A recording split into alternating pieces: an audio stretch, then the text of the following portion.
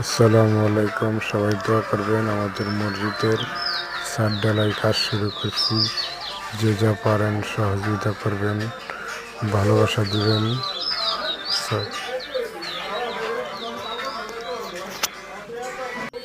আসসালামু আলাইকুম। আমাদের মসজিদ নির্মাণ কাজে ছাদ ঢালাই চলতেছে। আপনারা সকলে দোয়া করবেন।